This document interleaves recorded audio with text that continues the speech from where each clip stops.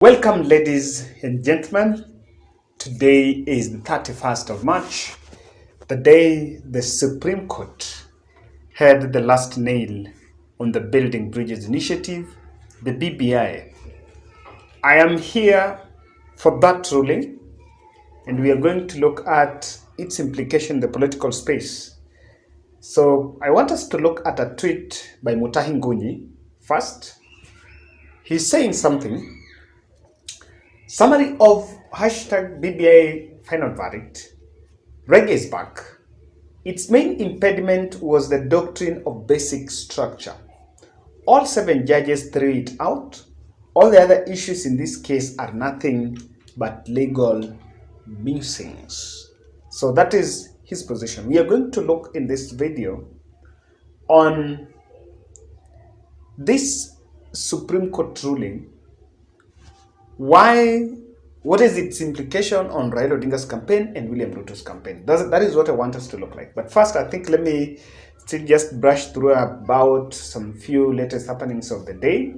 ODM Party, through consensus, handed over a direct nomination to Gladys Wanga as the Nairobi governor, as the Homa Bay governor candidate, deputized by Oyugi Magwanga, who was vying against Akuba, or rather Cyprian Awiti, in the last general election. Then in Nakuru, Jubilee Party implored on Lee Kinyanjui to vie for the governor seat through Jubilee, and Lee Kinyanjui folded that to Ubuntu Party and is going to seek the governor seat through Jubilee Party. Things are getting thick and thin. In fact, Jubilee has been busy with all. Now let's get back to that ruling.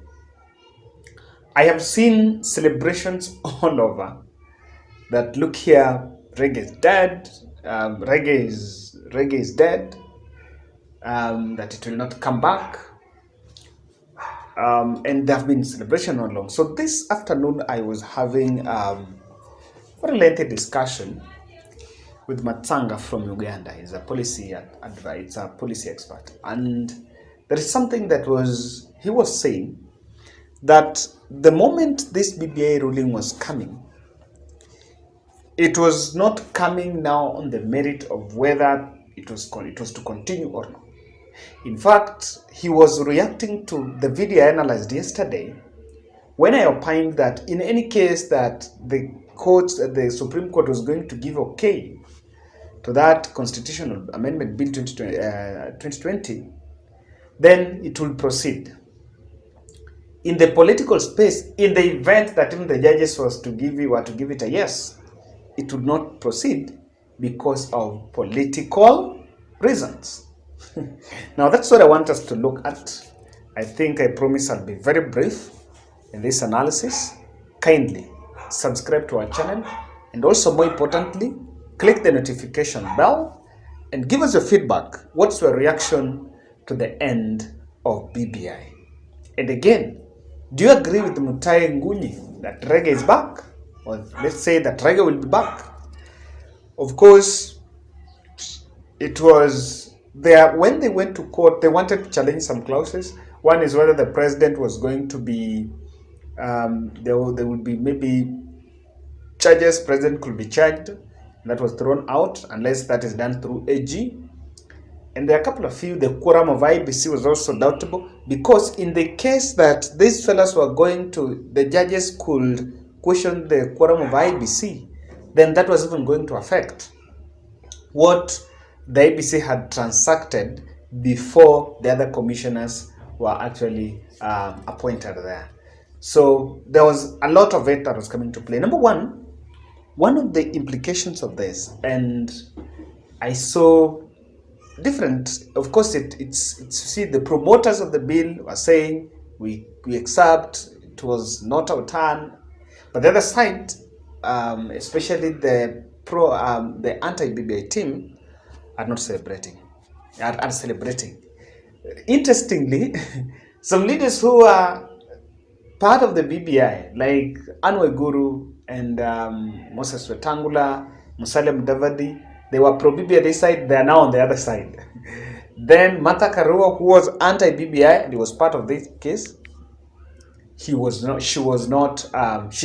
on with Raila, who are the promoters of the BBI. And by then, Martha Karua was missing even in court when this verdict was given. She was somewhere in Machakos.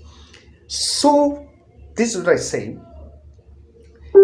and this is the question that I want us to think about it.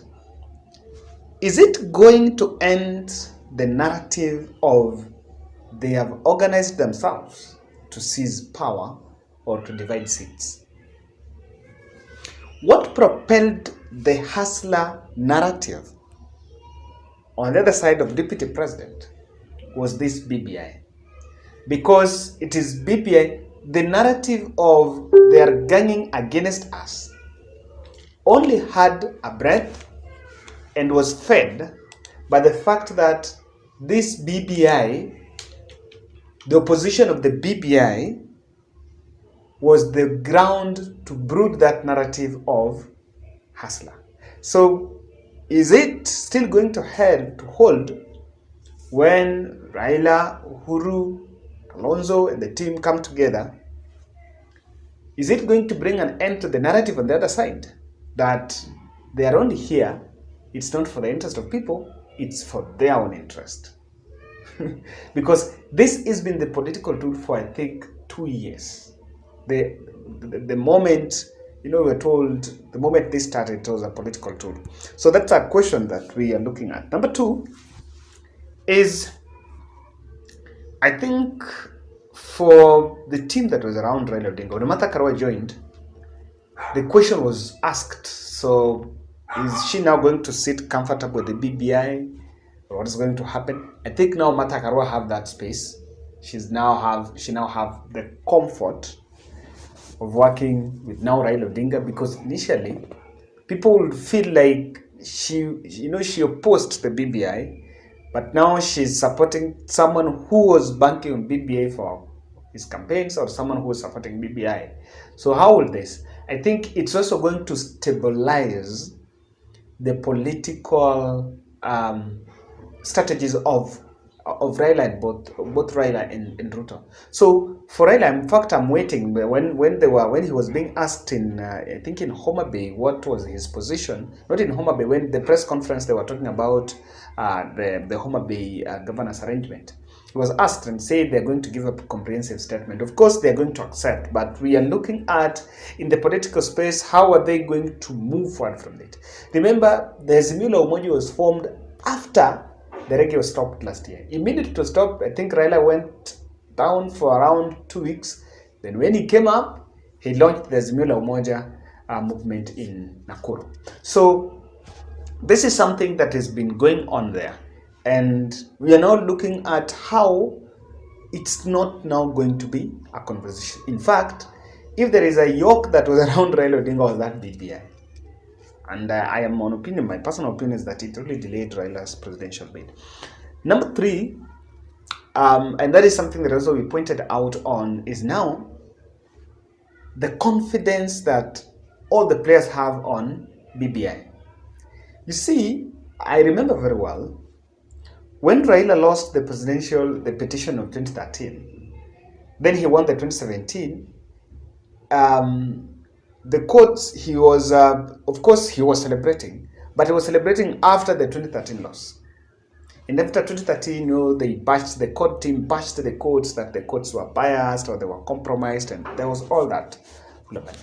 So, in fact, the polity expert was telling me that, look here, even whatever happened at the Supreme Court had a very deep hands. They want to win these small battles, because for now the focus is on the war.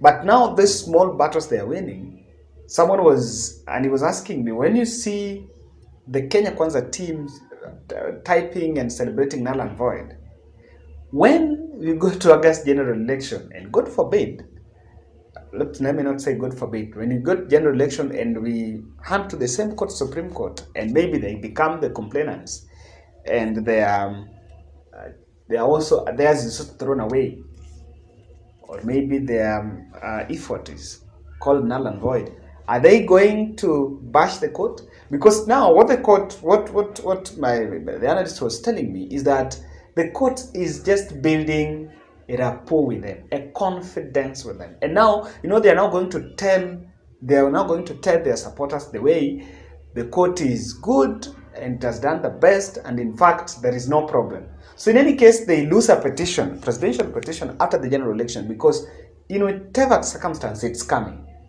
what is going to happen?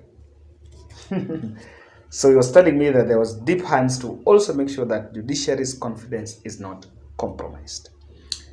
Lastly, this ruling is also setting a precedence on if someone is supposed to come up with a BBI, and I can tell you that if there will be a constitutional reform process or changing constitution process, it might not come in the form of BBI.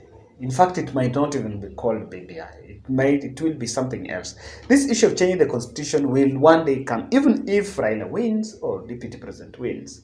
There are things that, not that these fellas were not opposing the BBI because of any merit on the interest of Kenyans they trying to make it, but it was a political thing.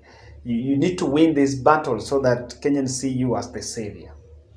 So this is setting a precedence, and of course now the promoters or anyone who wants to change the constitution now knows how and where to start, because he has to build from this. Ladies and gentlemen, that's my analysis. Someone was saying the BBI was a blessing in this case to the Azimio team. What do you think?